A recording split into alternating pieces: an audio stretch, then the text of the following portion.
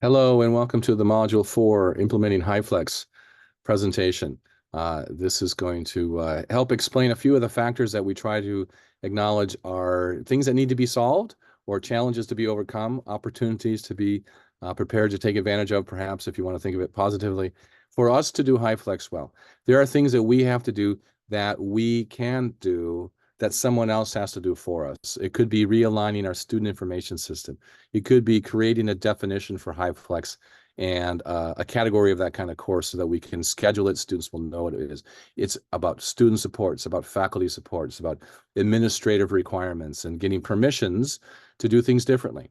Sometimes our systems are not set up for something as flexible, as relatively complex in some ways as HyFlex.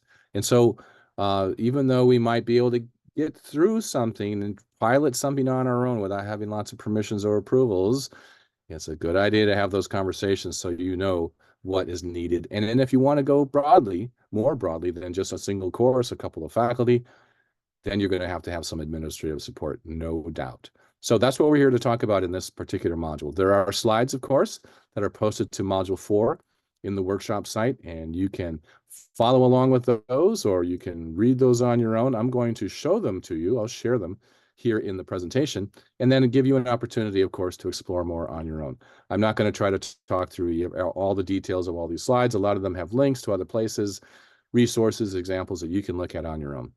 So let's talk about implementing HyFlex. Basically, our agenda, we're going to take an overall picture of the HyFlex system, especially the technical requirements and some of the common solutions that are being used. Interestingly, common solutions is a little bit of a misnomer.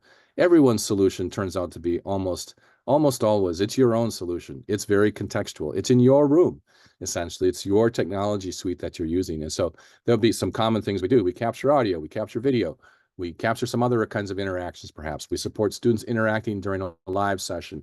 We record them for online asynchronous participants, typically to watch later. Not everybody does that, but most of us, I would say, do. How do we support HyFlex students? What do they have to say about this?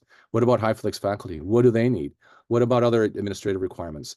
Aligning our resources overall to support HyFlex can take years to do, honestly. It has to start with us raising the challenges and raising the issues and saying, okay, if we want to do this, let's prepare to do it well. If we start small, we can grow. Sometimes we start big, in which case we have a lot of upfront work to do. Remember, we're trying to create a situation where we have a single course, a single learning community that has face-to-face components, face-to-face participation paths, as well as online components and online participation paths. And the flexibility part, this sometimes is one of the complications, especially administratively. How do we create systems that allow students to make that choice on a regular and frequent? All right, so HyFlex, that's what it is. Let's make sure we know what it is.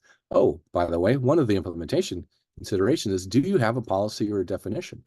Does it fit into your policy? Do you have a teaching policy? We put ours into our online education policy. That seems to be where it best fits, in part because we don't have an education policy. We don't have a regular class. We don't have a definition. We have a definition of a traditional class, but we don't have any policy that describes it. We did want to put policy in place for online courses, and so HyFlex courses are often treated as online courses, in part because there's a fully online component to them, and a lot of students might take that. It's also a face-to-face course. So if you've got policy for face-to-face and policy for online, HyFlex is in the middle. It probably has to meet the policy and follow the policy of both those various contexts. So that's what we do. That's what we have to do. So let's start there. Now, part of the strategy that you probably worked through in Module 1 is around the need. Do you know what your needs are for your students? Are you trying to replace students who used to be there face-to-face, who went away and didn't come back again? So sometimes those students are available, but they're not available to be there in person, perhaps, because they're choosing not to be there. They might be available online. That could be one of our strategies, in which case we have to have intentional support to market these new opportunities to students who aren't there in our classes now. Maybe they were there before, they aren't there now. So sometimes we get some support, administrative support, marketing support, whatever it might be, to communicate to those students that, hey, come on back. We give you options now. We have flexibility, and that might attract some more students back. Are we trying to teach students with more space, in which case managing space is a challenge? There are administrative staff probably at your institution who manage this. You need to be able to work with them. They have to understand what you want to do. And they want to know really how can you make their job a little easier? Well, what if we took a class of a standard size, let's say at a relatively large traditional course at a university might be 50 students. Hopefully your classes are a little smaller than that. Mine are a little smaller than that. But a class of 50 students taught in HyFlex does not need a classroom that seats 50 unless you require everyone to be there for some particular evolution. Okay, it could probably get by with a seat capacity of 20 or 25 students. You will know that based on your experience with HyFlex at your institution with your students, especially in this particular area of the teaching disciplines. All right, so you might have that opportunity. Well, that involves the space staff. You don't control really where your classroom goes mostly, especially around the space. It might be something that the system says, oh, you've got a class with an enrollment cap of 50 people. And you want to put that in a classroom that only has 25 seats, that's not possible. Block. You're not going to be able to do that unless you have staff support to kind of work around the automated system that you probably have to work with. So there are some other specific needs. What are they for you? And what are the factors that involve implementation for that? Okay. So let's talk a little bit about some specifics. Technology factors. We know that everything we do is to support the achievement of student learning outcomes, right? So all the technologies we use have to be aligned in supporting student learning. Of course, faculty teaching is a very important part of supporting student learning. So the technologies have to also work well for the faculty who have to use them to teach. Faculty teach, students learn. Sometimes students learn well without a lot of faculty teaching, more independently. That's fine, but they're still using technology to interact with the content and the activities and the assessment and all those kinds of things. Usually when we talk about HyFlex technology, we are focused on the classroom because a lot of classrooms are not equipped well for HyFlex, but they can be for relatively simply, or you can go pretty complex. You get to choose. All right. Now, when we talk about HyFlex, just in general, pre-pandemic, this is the kind of pattern I would see in a class of roughly 20 students. Most of the students in person, 60% on average over, I tracked this data for 5 or 6 years, 60% of them were in person. The rest were online. When I first started this, they were all online asynchronously because we had no synchronous path. When we opened up a synchronous interaction path through web conferencing, probably half to maybe a little more than half of the online students were showing up synchronously. A few of the students who would normally come to class decided to do online synchronous because they wanted the synchronous engagement, but they didn't necessarily need to be there in person. So that's how it looked for us. And then if I flip this to in the next week, some of these people would move around. Some of the online asynchronous participants who really wanted to be synchronous would come into the classroom or join us synchronously. Others would go asynchronous when they had a conflict, when they prefer to be there in person or prefer to be there at least synchronously. They would have to go online. Some weeks I'd find most of the students online, which usually told me there's something was going on. Maybe there's a big event. A lot of times I'd have classes where most of the students went asynchronously, especially if there was a major event happening. I used to teach on a Monday night. So Monday Night Football here in the United States was a big deal. If the local team was playing on Monday night, I'd see a lot more students participating asynchronously in the class that week, and I knew why. And that was okay because the course was designed to support students in every path. All right, so think about the different technologies you need in these various paths. Let's start with the classroom. Students in the classroom can learn just fine in the classroom, probably without any technology, unless you require them to have some technology to participate in the class. Why might you do that? Well, if you've got online synchronous students, you need audio and video to send out to them. You have to be able to see their audio or see their video and watch and listen to their audio. So you need the AV components in the classroom. You probably want to also interact with them. And so you usually will use technologies to do that, like a polling activity tool. It could be integrated into your web conferencing system. It could be part of your LMS. I use an application called Mentimeter quite a bit. Sometimes we use something called Quizzes. Others people use, Kahoot, Pear Deck, Nearpod, a lot of different things you can use at different levels of interaction and complexity. What we don't want is the classroom experience to be overcome by technology. Then students might start migrating online because they feel like, well, if I'm coming to the classroom and I'm basically being treated as a synchronous online student, And like those other people online, why don't I just do that from home or from the library or from work or from wherever it is more convenient, even my car in a parking lot? I might prefer that to the classroom environment sometimes if there's no advantage of being in the classroom for me, right? If I can interact with other people and talk to other people in the classroom, not being always mediated by technology, maybe that attracts me to the classroom. So the technology in the classroom, we want to make sure that it doesn't always get in the way or between the student and their active participation. Sometimes I do want the students all integrating or interacting with technology in the classroom, but I don't require my students to have devices in class. They always do, but I don't require it. So if they didn't have a device and I wanted to use a technology tool, I would let them participate either alongside someone else or just in physicality, they'd raise their hand or they give an answer to a question that wasn't mediated by technology. That can be okay, especially for smaller classes. Larger classes, maybe there's a requirement. You tell them that, and then you expect that, and then you use it. For the online asynchronous students, they need to be able to listen and watch to what we did. So we have to be able to capture that well. So it's kind of there may be some post-production involved, not so much in many cases.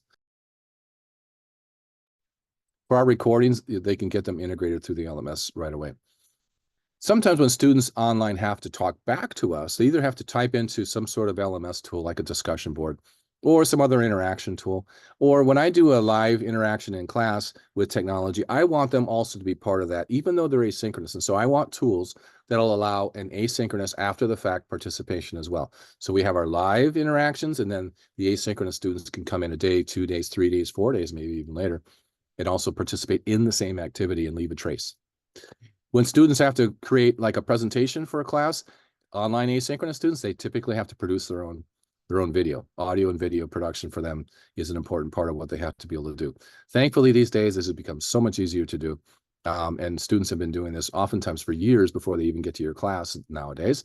And so that's not such a difficulty, but you might have to support them. Student support might include, how do I create a presentation video, that's got some academic and professional, attributes to it. So think about the LMS ecosystem, your network devices, and the specific technologies that you're going to need.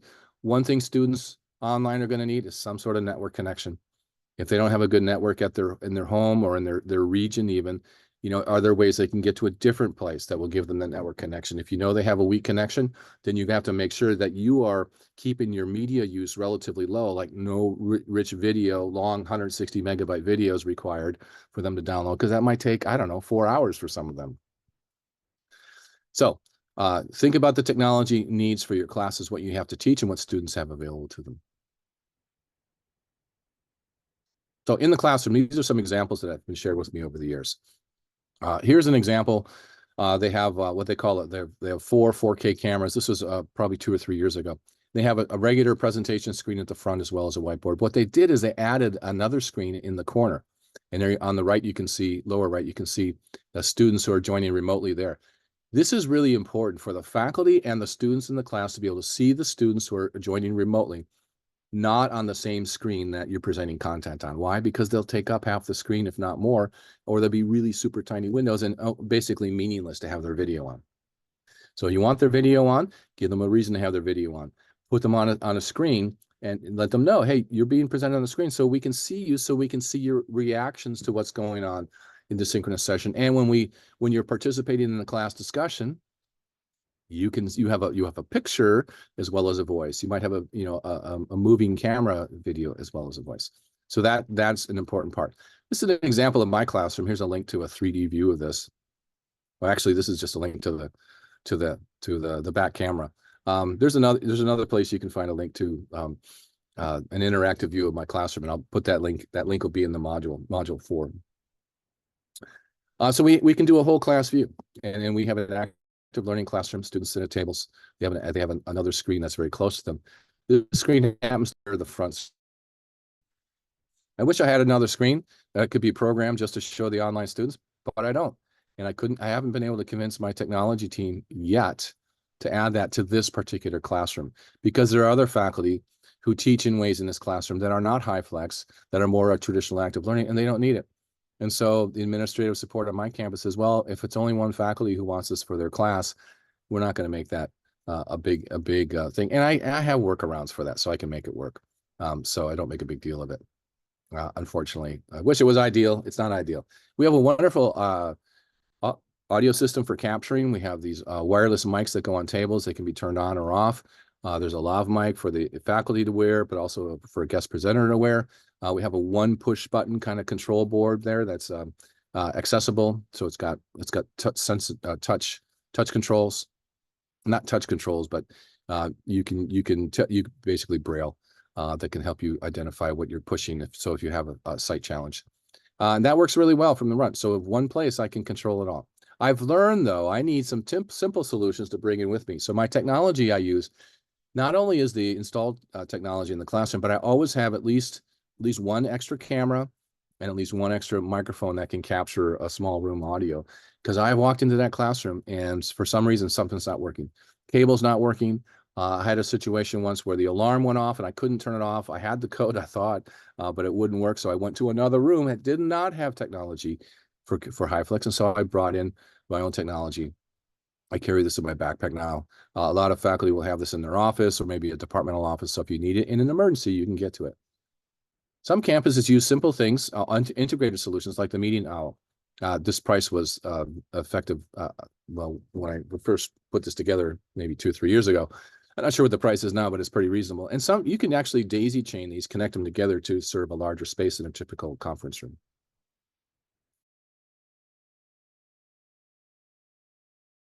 You can also have a lot more complex environment. This happens to be from KU Leuven, and so they have a special space they put together for a master's in teaching program. So they connected students from about 8 different schools in Belgium, and they put a large bank of screens in the back, and they wanted to make sure that the teaching experience and the interaction between the teacher and those remote students was as good as if the students were there. And so they thought, well, visually, let's put the students large. Let's put them like the back row of the room, so the instructor can treat them as if they're just sitting there. And the students know that they have a requirement, most likely, that their cameras are on. This setup works really well for them. But it's also relatively expensive, not just the technology, but they have a staff member who kind of runs the technology for them while this course is going on.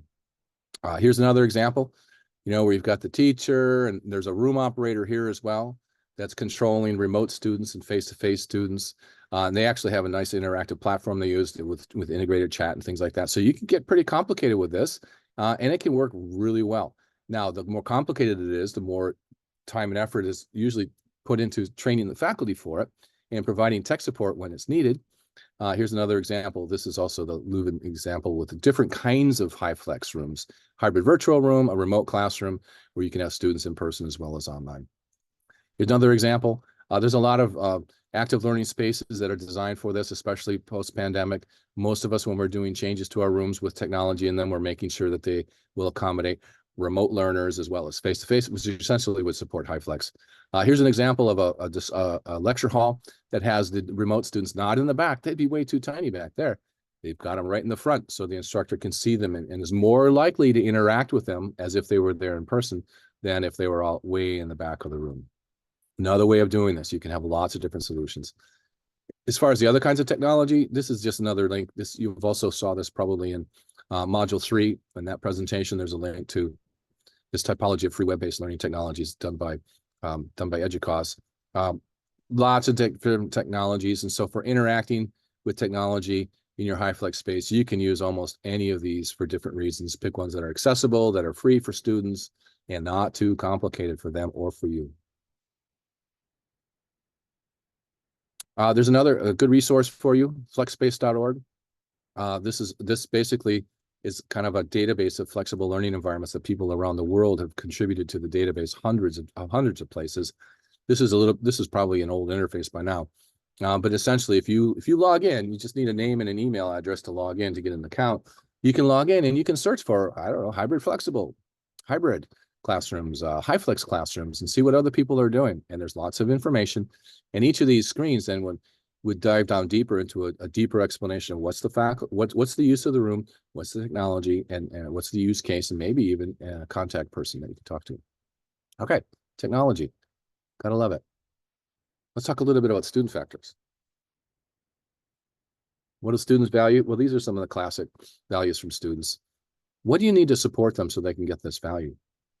Well, if they're choosing if they have a legitimate choice between being in person and being online, do they need help making that choice? I'm not sure they do. I think some do, but I think most of them probably don't. Most of them are going to default to one of their favorite methods. Or if they're really super busy that day, they will default to, I'll just do it online later when I have time. You have to be able to support students that are, one, trying to figure out which way they should choose. So you might give them a resource. Maybe it's a little one-pager. How to make a choice on the mode for this class. Easy for you to do, right? We have an example at the HyFlex learning community you can draw from. Come up with your own language, speak to them in their own language, or better yet, have one of your seasoned students write it for an incoming student. How would you make a good choice about which mode to participate through in a class like this? Right, so but you also have to be able to support students who maybe want to be there in person, who for some reason are choosing online or are being forced into online. Okay, so what do you do for that? That's the kind of support you need to be thinking about for student support. Okay, so yeah, lots of different things for students when they are making good choices.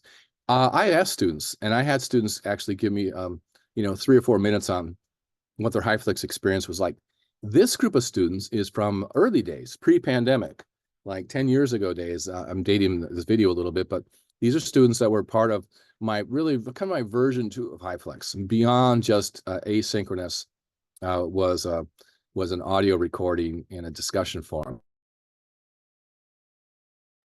But I asked them what worked well and what didn't go well, and they're very honest and upfront about what didn't go so well. So listen to something like that. These are all highlighted also in the student experience chapter of the HyFlex book.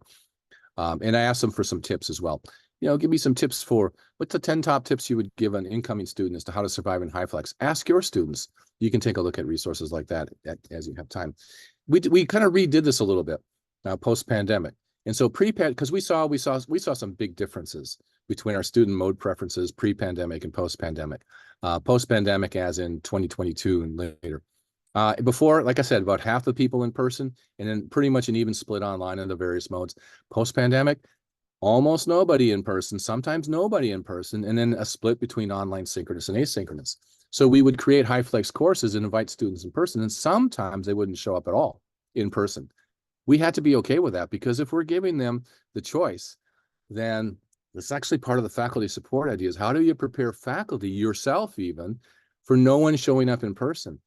Are you going to take that as a personal affront? Then you shouldn't be offering HyFlex if that's going to be a personal affront, quite honestly. Is it going to be a control issue for you? I want them here. At least I need 10 people here so I can have an audience for my lecture, for the interactive stuff we want to do. If that's really that important to you, then you need to create more of a hybrid course, and so you can force students to be there in some way. I mean, people do that all the time. Don't call it HyFlex. So this is one of the challenges. Now, some courses, HyFlex courses, I still have lots of students in person, because there are other reasons for people coming to the class for their environment, for learning, other than what's the most convenient for me. Some actually, it might be more convenient to be there in person, but a lot of them really like that classroom environment. Or they find it really valuable for other reasons, other than social. Maybe there's some stuff that goes on in the live classroom, like before or after class, they just can't get as an online participant. So post-pandemic, it's probably shifted. And for us, we ended up with a lot of our HyFlex courses essentially becoming what we might call online HyFlex. Now, we don't have a form, a style that's called online HyFlex. It would probably be called Bicronous in that case. So it's a mix of online synchronous and asynchronous. For my courses, I still list them as kind of official HyFlex. And then I find out within the first week or two if anyone is going to come to class in person. And if not, then I start planning my schedule not to be there in person. We just treat it as online HyFlex with the invitation. If you want to be in class, just let me know, that this week you're going to be in person, and then we'll have an open classroom for us. It's already scheduled. I asked students, though, this was about a year ago, 2023, essentially, about the student experience. What's the greatest advantage that you found, or what's the greatest value you had with the HyFlex or the flexible online course? What's the greatest challenge, and what about learning quality and equity? Because this is an important thing, and we want to make sure that we are supporting. We do not want inequitable pathways. We do not want pathways where the students don't feel well served because we're not prepared or they're not prepared. So these are some students who were volunteered to do videos for me to use publicly. And so you can see these videos, if you open up the PDF and follow the links, or you can go, there's a link to a YouTube playlist also on this page. And so you'll see, and most of these are videos. These are all videos that students created. And so there's a wide variety. This is more common though. Not everything is super polished and highly produced. If I scroll back up here, these are videos that I shot in a studio environment. So they're a little bit more polished than most of these. Not all of them. Some of these students do really good stuff on their own. So ask your students, listen to them. What support do you need? What would really help you? Well, we're talking about students who are going to be participating fully online. Maybe they need 24/7 tech help. In our LMS has a pretty good support system. Locally on our campus, it's not 24/7. It's typical work days for them, maybe a little extended for evening classes. You might give them more decision-making support. Here's an example of the document I was talking about that's available at the HyFlex learning community. You might restrict reflexibility as needed. We can't take international students in a class that allows them to be completely online unless they're here unless they have other classes that are face-to-face, or they're here on a different kind of visa. But we can't give students a learning visa, essentially, a student visa, if they're going to be in a fully online program. Or students may be getting funded by an organization that requires them to have at least part of their classes face-to-face. That might restrict their flexibility in a HyFlex course as well. Okay, what about faculty? Some of the faculty factors, I'll go through this pretty quickly because you know what bothers you or what your faculty are. Where are you starting from? Classroom teaching, probably experienced, probably do a pretty good job with that. You may end up changing that quite a bit, but you probably don't need a lot of support for your classroom. Where you probably need support is learning how to teach well online, or learning how to use tools differently online, or learning how to manage the complexity of online synchronous students and face-to-face synchronous students at the same time. You cannot multitasking. We know that's kind of a misnomer, but you have to be able to split your attention quickly between a face-to-face student and an online student, and a face-to-face student. You have to find ways to make that pattern work. So you can't always be like calling on or responding to the looks of, I have a question, but I'm not raising my hand from the classroom, which you might do. It's really hard to see that in Zoom. So you have to find ways to make that more explicit. Do you have experience teaching hybrid, fully online, et cetera? All of that will help your faculty. Do you have supports for them to learn how to teach online? Learning how to teach online, those materials, if you're doing faculty support, can often be modified to also support learning how to teach HyFlex or hybrid for that matter. All right. You might have different paths too for faculty to get to HyFlex all at once. Try it out for one semester, then launch it next semester, or try it out one semester, or maybe take 30% of your class, make that flexible, and then maybe it stays that way because you've got a lot of practical activities in the other 70% of the class. I also asked faculty, this is earlier on too, to a couple of my colleagues teaching in the same department, what their perspective. And so these are what they had told me. And once again, they're pretty honest.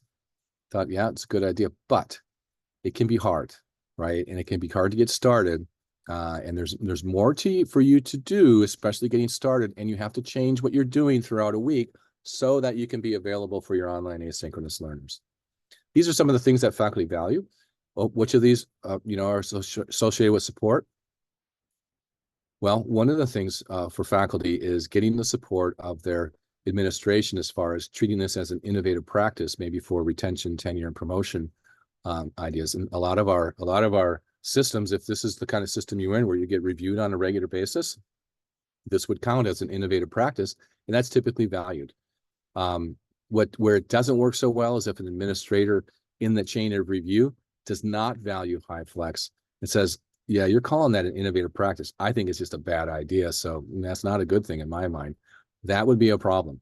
That would not be faculty support. So this is something that you may want to talk up the chain so people know what you're doing and why you're doing it, and what the validity of it is. There's 300 studies or more, including dissertations and theses, that support the fact that HyFlex, when it's done well, can be a very powerful opportunity to increase access to our courses and to keep or maintain or maybe even improve the access into high quality experiences for students. These are some of the common faculty perspectives. We asked our faculties, we did a survey with them, and these are some of the common workflow concerns. Workload, how much to do, workflow, controlling the time. I used to control it to the 3 hours, and whenever I had my 3 hour prep time, and I do my 3 hour class, maybe 3 hours of grading papers, and I'm done with that class for the week. I've got asynchronous learners, and they're doing online activities at whatever time of the day or the day of the week that they want to. Then I have to be there, not all the time, but I have to be there on a regular basis facilitating them. That's a workflow challenge for me. I don't see my students every week. There are students I have now in my program I never see, at least not in person. I see almost all of them synchronously at some point, but that's online. That's not the same as being there. If you're used to seeing your students in class every week and all the students in your program, whatever it might be, and now you don't get much of that or most of that or half of that even, you're going to have to be able to manage that. That's going to change a relationship, and it's going to change that experience. And so are there ways that you can replace that, or maybe you just have to work around it in some particular way? All right.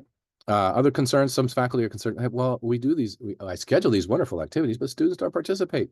I have to find ways to make them participate through points. You get participation. That's why 30% of the grade in my class is essentially interaction, participation. You don't get credit for being here. You get better for being here and interacting, or being here later asynchronously on your time, but then interacting in very scheduled ways or directed ways, so that I know you're there. You have to leave a trail, or I don't know that you're there. And if I don't know you're there, you don't get credit for being there or for participating. And that's part of how I value your learning in this class. Right. So sometimes faculty need support learning how to teach online. It turns out that when we open up this dialogue with faculty and we start talking to to them about teaching well online, we also find that there are elements of their classroom teaching that they say, oh, I think I could do better in the classroom with that too. And so it opens up this course for redesign so that the face-to-face path of the class could actually end up stronger than it was before, because you've got some serendipitous learning perhaps that happened about the online components of the course that now is filtering back into the face-to-face. Unintended improvement, but certainly a meaningful improvement, quite a bit. Faculty are going to have to be willing to change what they're doing. There's no doubt about it. Teaching HyFlex is different. There's a link to an article in the workshop that's called, is HyFlex a different genre? Written by an English professor early in the pandemic. Started to teach HyFlex and realized, I don't understand why this is so challenging for me. I've taught face-to-face, I've taught online, I know how to do them well. But when I tried to do both and gave students flexibility, it just felt like I was starting over, trying to figure out how to teach well in this area. And she thought, so she associated with, in her world, genre is a big thing, right? It's just a different genre of teaching. You're teaching differently. It's not the same as a single mode class in any of the individual modes. It's different. And we have to appreciate that.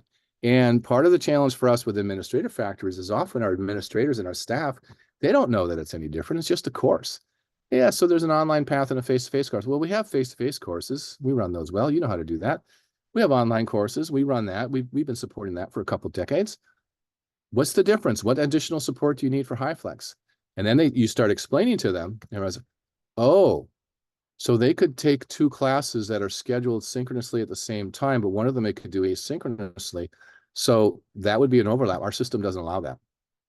That'll block you from scheduling two classes that have the same synchronous time, even if you have the capability to do one or both of them asynchronously, and you know that you would manage that yourself. So that's an example of a change, an administrative change that would have to be in place for HyFlex to have its full power in a curriculum, essentially. So these are some different things that your institutions might value. And you might find administrative controls in some of these areas, other places not. Sometimes you'll need permission to let this happen, other times not, right? So these are some things that you might want to look at more deeply if they're relevant for you. It's time for change, though. When we want to do it, especially a program implementation, things have to happen. One of the things we're doing is one of the things we get is that we get resilience. If we lost our access to our campus location for meeting for classes, we could do it online, and we could just kind of flip online. And we've done that several times. Pre-pandemic, when I was an administrator for a while, the president would sometimes call and say, hey, Dr. Beatty, can we just have all of our classes teach online for the next week? Maybe we had a transit strike or a big storm moving through or smoke in the air, whatever it might be. And I would say, well, technology speaking, yeah, we can do that. But pedagogically speaking, our faculty are not ready for that. Well, they don't know. Many of them don't know how to do that. They would feel completely ill prepared for that. So we're not ready for that. So the answer was always no. So we would cancel our classes if we couldn't meet in person. Pandemic happened, of course. Everybody flipped online. Now the administration expects, hey, if we have to do this again, we are ready for it. Why? Because we did it before. The technology was there. That wasn't the challenge. The faculty learned how to do it. The students learned how to learn that way, and some of them did it quite well. Others not so much. But now when we've had several times, and even in the last year or so, where the campus had to be closed for some reason. We couldn't have people on campus. Maybe power was out, but our databases were still running. Maybe there was a water issue on campus. Maybe it was smoke in the air. And so the president then would just tell all the academic affairs, okay, we are closing the classrooms, but you're expected to keep teaching online now. And we did. So we got that resilience kind of programmed in. Now, if you have a HyFlex course designed, that is not nearly as challenging as if you are teaching a single mode class like face to face. And now you're being told, okay, you got to teach it online for the next 3 weeks. Oh, I didn't prepare for that. I got to put everything online.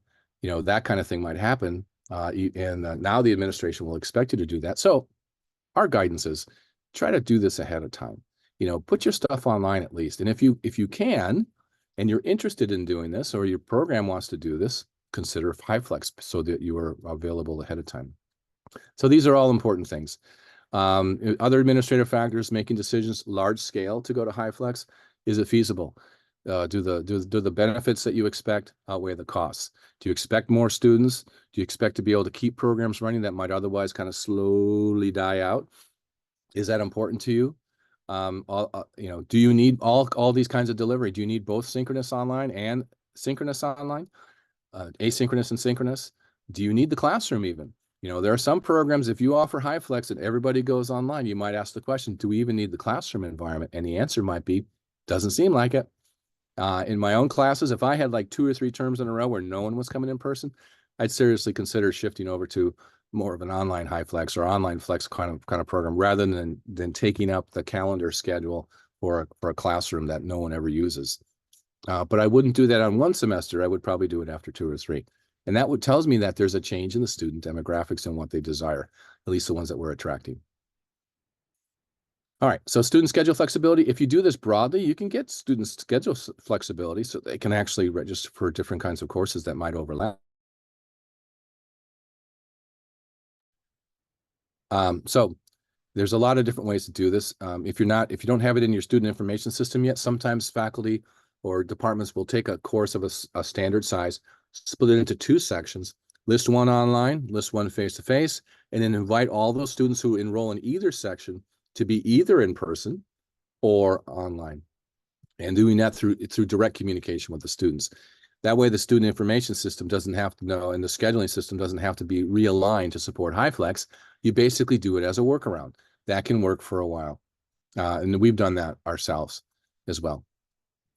Sometimes we've done it with full sections, and we just created one larger section and just treated it as, okay, let's just create this as a, let's say 25-person cap, a 25-person cap online, a 25-person cap in person.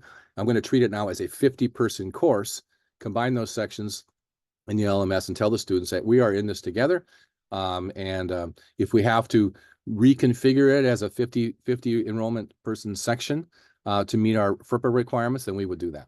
Right. But basically we would make it so that we could manage it without having the system really support it until the system's ready to support it. This last part, creating the new technology or the section type. Bottom line for all of this is we are all over the board on this. You are in one area of this. Your administration will be in another area, and individual administrators will be in different places. Your department chair might be very supportive or might be more pushing back. Not sure about that. Your college dean might be very supportive or maybe pushing back. Your administrators who have to approve budget requests for new technology, they're probably pretty supportive, but then again, maybe not. A provost or a president who has to approve, a new policy that includes a HyFlex modality that would have to be supportive or it will never go. Academic senates, if you've got an academic senate, what's that conversation like? There are conversations to be had all over the place. And you can probably figure out people will be in one of these areas or another, and you use different language and come at them from a different angle until you get them to the point of saying, okay, I get what you're doing. It seems like a good idea. What do you need from me? Hopefully we get to that point with these kind of conversations that we need to have. So as we're thinking about this, think about the implementation planning that you might have to do. You know, what about for the various for these different areas, right? Content assessment, engagement, in-class, online sync, online async. As you work through your plan, you might identify elements. Oh, I want to do online assessments. I need permission to run this test online. I might need a proctoring system, or I might need some other approval for doing things out of the normal way of doing that. Those are important things to identify that. Once again, there's a worksheet that you can use for your implementation planning. It talks about technical factors. What about in the classroom, online synchronous or asynchronous, and other factors, faculty support, student support, administrative support. Once again, there are examples that other people have worked through with their particular context or I've created for you. You can find those in the workshop as well as here in the notes. Those might be helpful for you. If you have questions, don't hesitate to contact me through the messaging system. You can schedule a meeting with me if you like, or send me an email. Thank you very much for working your way all the way through here. I hope you've found something useful here and you've got some resources that you can use to help you on your HyFlex planning adventure.